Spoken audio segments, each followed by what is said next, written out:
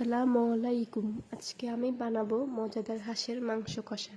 এর জন্য আমার লাগবে হাঁসের মাংস, পেঁয়াজ কুচি, পেঁয়াজ বাটা, রসুন কুচি, রসুন বাটা, আদা কুচি, আদা বাটা, টমেটো কুচি, কাঁচামরিচ টুকরো, ধনেপাতা কুচি, লবণ, হলুদ গুঁড়ো, লাল মরিচ গুঁড়ো, ধনে গুঁড়ো, জিরে গুঁড়ো, তেজপাতা, এলাচ, দারুচিনি, লবঙ্গ এবং তেল।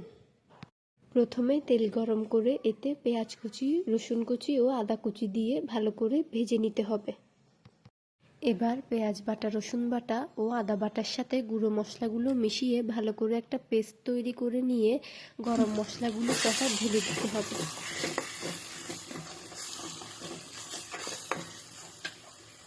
মশলাটা ভালোভাবে কষানো হলে এবার হাঁসের মাংসগুলো ঢেলে দিন। তারপরে ভালোভাবে নেড়েচেড়ে কষতে দিন। খেয়াল রাখতে হবে যেন নিচে দিয়ে লেগে না যায়।